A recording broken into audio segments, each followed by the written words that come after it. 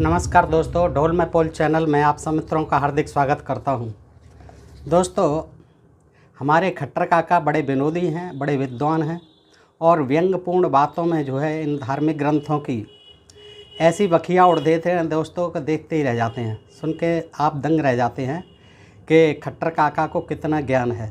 चाहे वो गीता हो, महाभारत हो, रामायण हो, पुराण हो, सबके बारे में वो बेबाक टिप्पणी करते हैं। अपना ज्ञान जो है व्यंग के रूप में जो है हम लोगों को बताते हैं दोस्तों, और जो बहुत ही रोचक और दिलचस्प भी होता है। दोस्तों, ये खट्टर काका को आप जान गए हैं कि ये बहुत ही कट्टर पंडितों को खंडित करने में बेजोड़ हैं खट्टर काका। और ये जो है हरिमोहन झा जी की पुस्तक है, उसके ये प्रमुख पात्र हैं खट्टर काका। दोस्तों, आज हम जो है गीता के बारे में क्या कहते हैं हमारे खट्टर काका, देखिएगा। तो हरिमोहन झा जी में और उनमें बात होती है दोस्तों। हरिमोहन झा जी जो है मैं प्रयोग करते हैं। तो आइए दोस्तों देखते हैं, और आपसे अनुरोध करता हूं कि गीता के बारे में क्या राय है खट्टर काका की, देखिएगा दोस्तों। तो खट्टर काका मेरे हाथ में गीता देखकर बोले, क्या आजकल गीता पाठ करने लगे हो? तब तो तुमसे दूर ही रहना चाहिए। मैंने चकित होकर पूछा, तो सो क्यों खट्टर काका? खट्टर काका बोले, देखो, पहले अर्जुन में मनुष्यता थी। ये भाई हैं, ये चाचा हैं, वह बाबा हैं, इन पर कैसे हाथ उठावें। परंतु गीता का आसव पीकर, घुट्टी पीकर, वह इस तरह वाण वर्षा करने लग गए कि वृद्ध पितामह तक की छाती छलनी कर दी।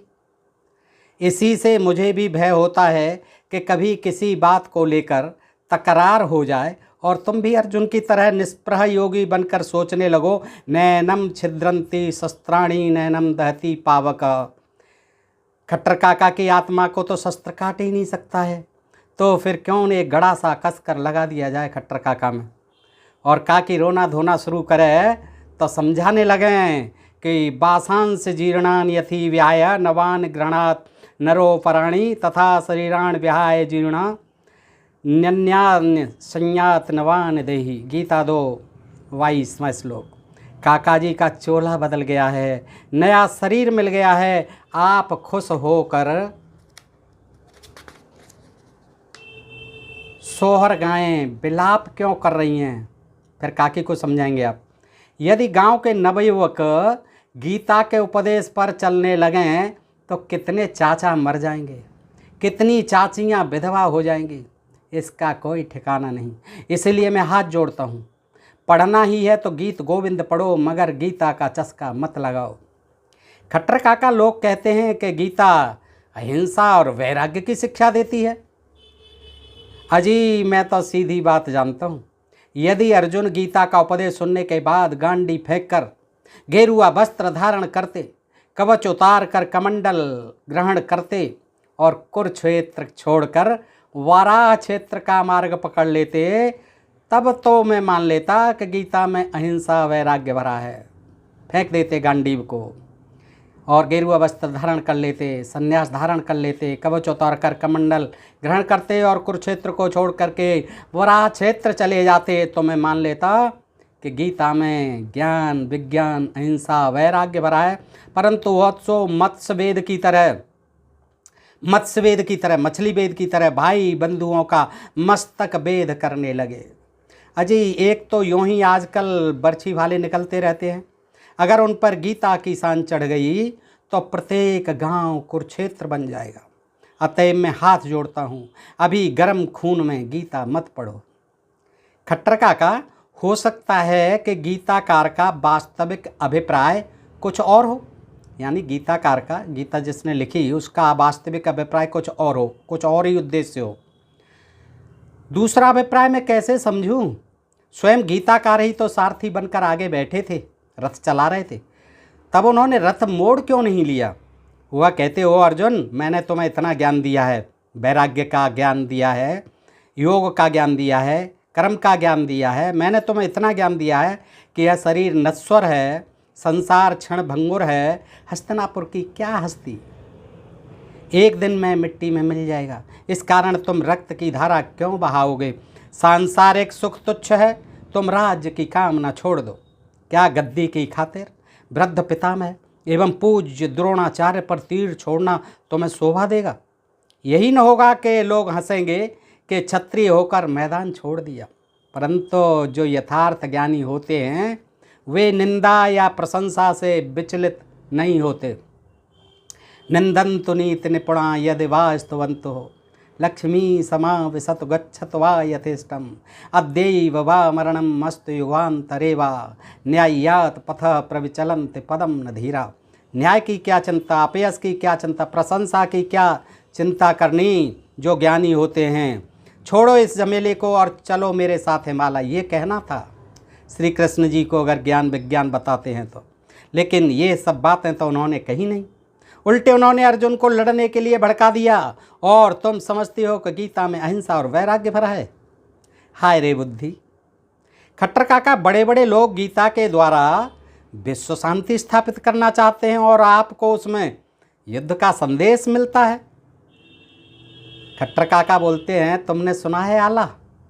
आला तुमने सुना है किस प्रकार गाकर जोश बढ़ाया जाता है? आखिर राम करे सो हो, एक दिन सबको ही तो मरना होए। और उसी बोल पर कितने कटकर मर जाते हैं। मुझे तो वही ललकार गीता में भी सुनाई पड़ती है। अंतवंतम इमे देहा नित्यस्योक्ता शरीरिणः अनासिनो अप्रमेयस्य तदा तस्माद युद्धस्व भारतः। लेकिन कभी तो मरना ही है, इसीलिए अभी मर जाओ। यह तर्क तो मुझे नहीं जचता। मरना तो है, अभी मर जाओ युद्ध में। खट्टर काका, भगवान का कहना है कि जीव का कभी नाश नहीं होता। यदि जीव का नाश नहीं होता तो खून की सज़ा फांसी क्यों?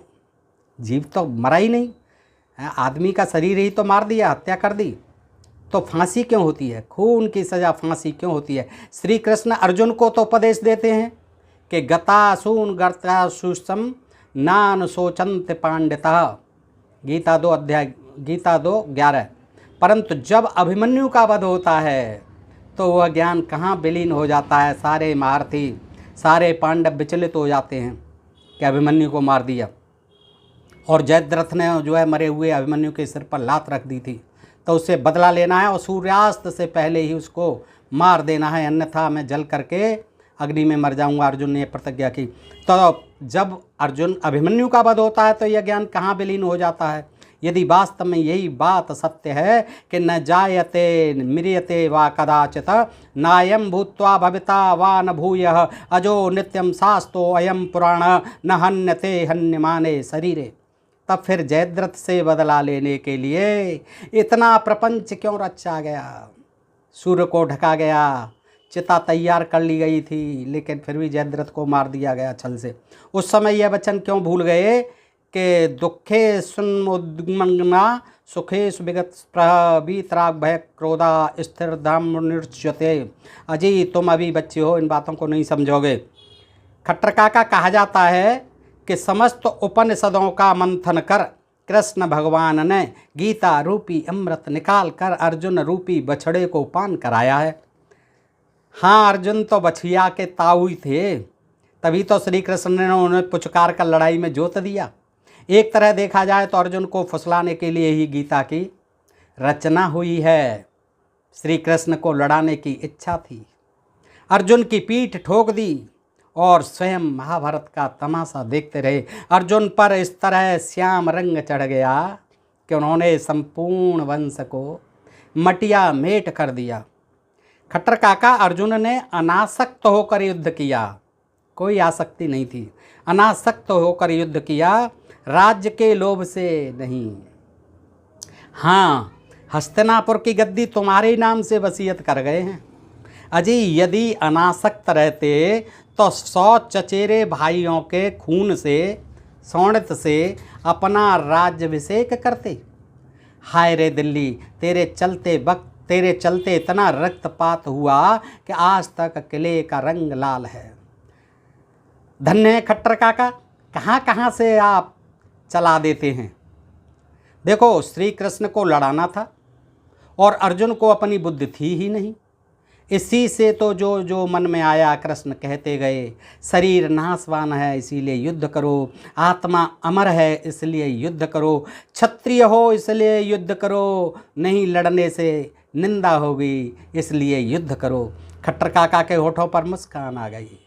बोले श्री कृष्ण अर्जुन को तो यह उपदेश देते हैं कि क्षत्रिय के लिए रण छोड़कर भाग जाने से मरना अच्छा है, और स्वयं जो रण छोड़कर भागे सो अभी तक रण छोड़ कहला रहे हैं। इसी को कहते हैं परोपदेशे पांडित्यम, दूसरों को पांडित्य दिखलाना। लेकिन अर्जुन को इतनी बुद्धि कहाँ। स्वयं अर्जुन को तो युद्ध के लिए प्रेरणा देते हैं, उकसाते हैं, भड़काते हैं, लेकिन खुद जो है जब काल यवन सामने होता है, जरासंध सामने होता है, देख करके भाग जाते हैं और रण छोड़ कहलाते हैं। गट गट सुनते गए। अर्जुन को इतनी बुद्धि कहाँ कि जवाब दे सकते। गट गट सुनते गए, और जब सब कुछ सुनकर भी अर्जुन के पल्ले कुछ नहीं पड़ा, तब कृष्ण ने अपना विकराल रूप दिखाकर अर्जुन को डरा दिया। यदि उस तरह नहीं समझोगे तो इस तरह समझो, देखो सब मरे पड़े हैं। खट्टर काका को हंसी लग गई। बोले मुझे एक बात याद आती है। एक बार तुम्हारी चाची काशी स्नान करने जा रही थी। उनके साथ एक 5 साल का बच्चा था। वह भी साथ जाने के लिए जिद करने लगा। मैंने उसे बहुत तरह से समझाया कि नदी में तेज बहाव है, वहाँ बच्चे डूब जाते हैं, पानी में मगर रहते हैं, पकड़ लेते हैं, मत जाओ। जब वह किसी तरह नहीं माना, तब रामलीला वाले राक्षस का चेहरा लगाकर उसे डरा दिया। वह देखते ही जो सीधा हुआ सो फिर क्यों मचलेगा। ए भाई, मुझे तो उस बच्चे में और अर्जुन में कोई खास अंतर नहीं जान पड़ता है। डरा दिया उसे मुंह दिखा करके।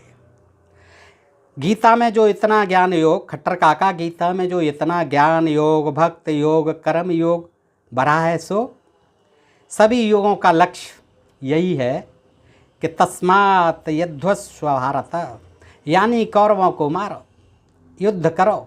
अर्जुन किसी तरह लड़ने को तैयार हो। इसीलिए इतना सारा निष्काम कर्म और अनासक्ति योग का महाजाल रचा गया। उसमें अर्जुन की बुद्धि उलझ गई और श्री कृष्ण ने उन्हें जैसे नचाना चाहा नचाया।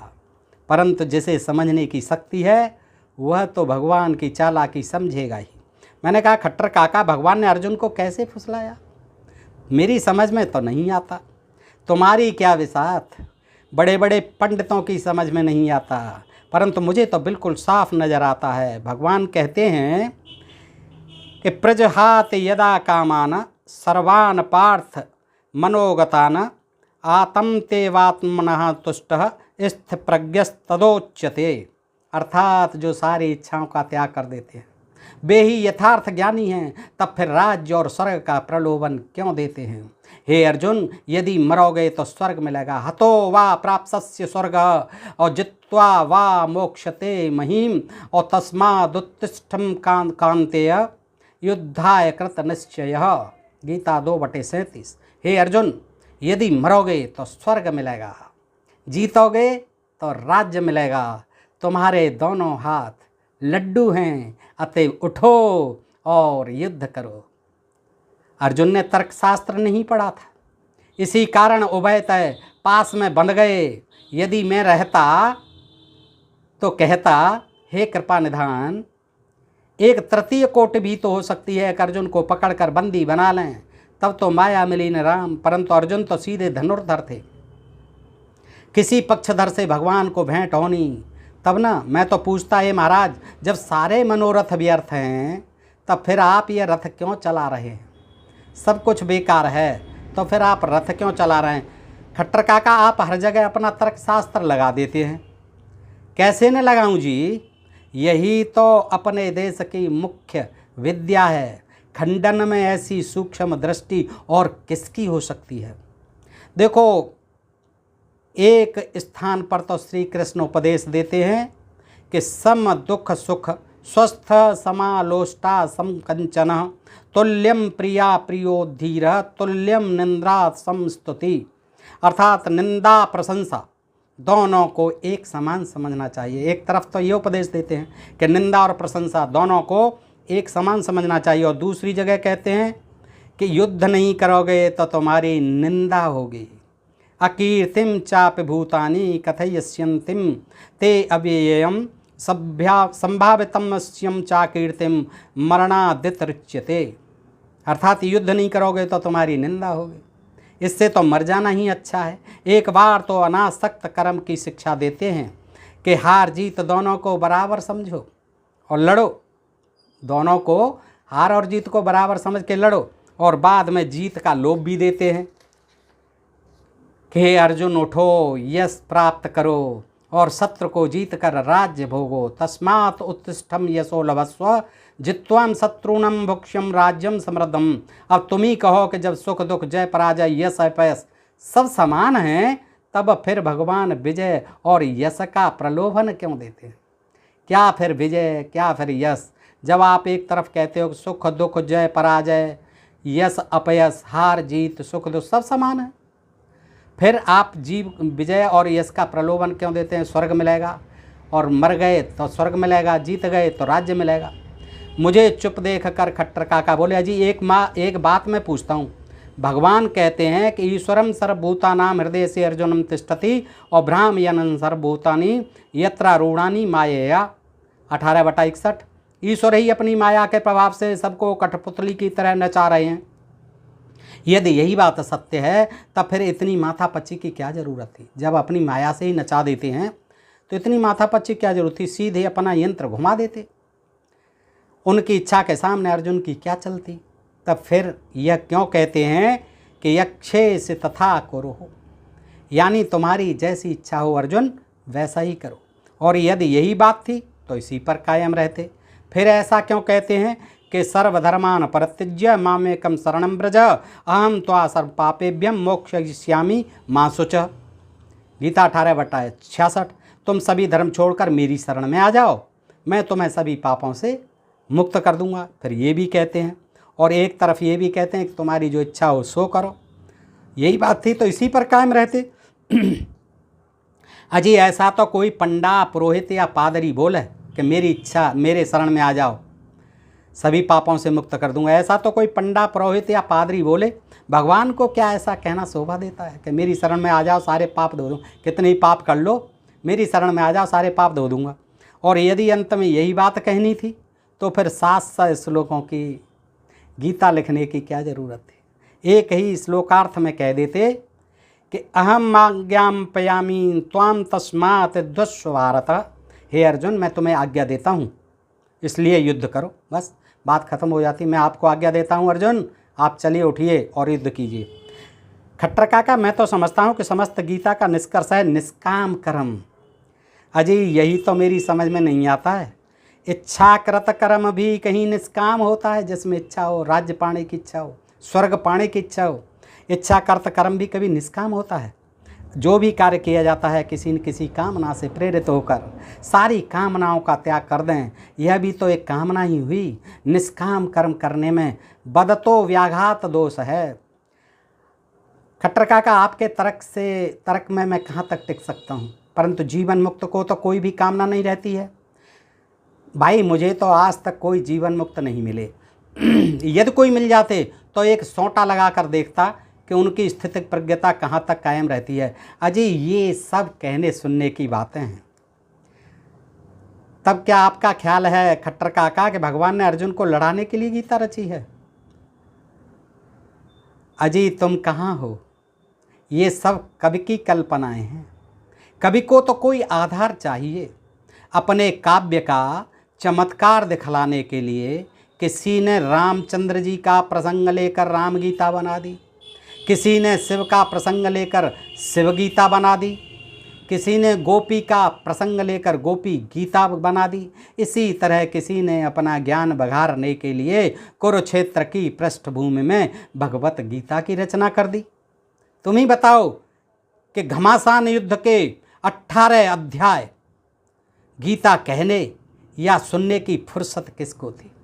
दोनों सेनाएं बराबर खड़ी हुई हैं युद्ध के लिए, रणभेरी बज चुकी है और वहाँ 18 अध्याय, वो भी संस्कृत में गीता सुनाते रहेंगे श्री कृष्ण। तो बताइए, तुम ही बताओ कि घमासान युद्ध में 18 अध्याय गीता कहने या सुनने की फुर्सत किसको थी? ये सांख्य योग, कर्म योग, ये ज्ञान योग, वैराग्य योग, ये युद्ध के समय कौन सुन रहा था, कौन सुना रहा था इतने 18 अध्याय? क्या उस बीच में 18 अक्षौहिणी सेना त्राटक मुद्रा लगाकर कुंभक प्राणायाम साध रही थी, कि वो भी सुन रही थी कि ये गीता का ज्ञान दे रहे हैं। थोड़ी देर के लिए ये जो हम त्राटक मुद्रा लगा करके कुंभक प्राणायाम कर लें। और संजय की आंख में टेलीविज़न लगा हुआ था। कवि को किसी व्याज से बहाने से सांख्य योग एवं वेदांत की पंडिताई छांटनी थी, सो उन्होंने छांट दी। तो खट्टर काका, आपकी दृष्टि में गीता में कोई लाभ नहीं? लाभ क्यों नहीं? एक लाभ तो यही कि इससे परिवार नियोजन में सहायता पहुंच सकती है। सो कैसे खट्टर काका, परिवार नियोजन से क्या मतलब? देखो, गीता का संदेश है कर्मण्ये बाधकारस्ते माँ फलेषु कदाचन, 2/47। इस श्लोक में संतत निरोध का मंत्र छिपा है। सो कैसे खट्टर काका, केवल कर्म करते जाओ, फल की कामना मत करो। यहाँ फल का अर्थ संतान समझो।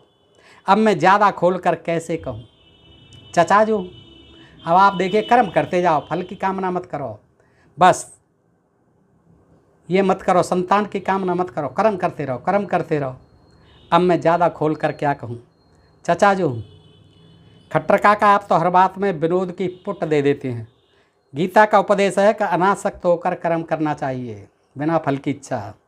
जी हाँ, इस उपदेश पर अमल किया जाए तो देश में क्रांति नहीं होगी। कोल्हू के बैल को गुड़ की चेकी से क्या प्रयोजन, उसे तो घूमते रहना है, उसे गुड़ से क्या लाभ क्या हानि। यदि इतना ज्ञान मजदूरों को हो जाए तो फिर कारखानों में हड़ताल क्यों करेंगे? क्योंकि कर्मण्येवाधिकारस्ते माँ फलेषु कदाचन, तुम तो कर्म करते रहो, फल की कामना मत करो।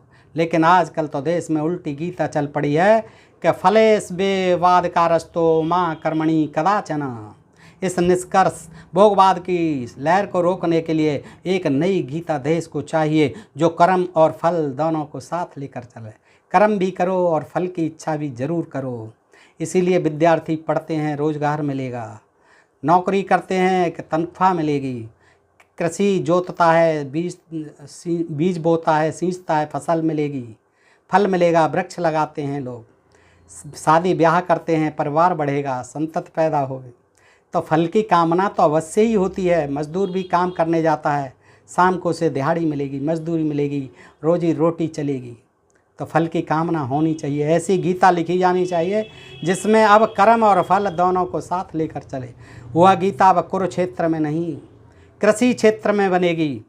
उस गीता से कुरुवंश का अंत हुआ था, इस गीता से कुरु मंत्र का उदय होगा। तभी तो सुजलाम सुफलाम सस्य श्यामलम वाला राष्ट्रगीत सार्थक हो सकेगा। आगे की पीढ़ियां पूछेंगी कर्म क्षेत्रे कृषि क्षेत्रे संवेतास्य कीर्ष्व और माम का पूर्वजास्येवं किम कुर्वते भारते। दोस्तों, इस तरह से आपने देखा कि गीता के ज्ञान की किस तरह से खट्टर काका ने जो है धज्जियाँ उड़ा दी हैं दोस्तों, और उन्होंने कोई भी ऐसी बात नहीं रखी जो गीता के विषय में कही नहीं हो। हंसते हंसते विनोदपूर्ण ढंग से, व्यंग्यपूर्ण ढंग से उन्होंने अपनी बात कह दी है। दोस्तों, अगर आपको ये खट्टर काका का ज्ञान अच्छा लगा हो तो दोस्तों को शेयर कीजिएगा, और ऐसे ही प्रसंग सुनते रहने के लिए अपने प्रिय चैनल ढोल में पोल को सब्सक्राइब करते रहिएगा, बेल के आइकन को दबाते रहिएगा। दोस्तों, फिर मिलते हैं अगले किसी वीडियो में ऐसे ही प्रसंग के साथ। तब तक के लिए आप सबको हृदय से आभार, नमस्कार, जय हिंद, जय भारत। दोस्तों।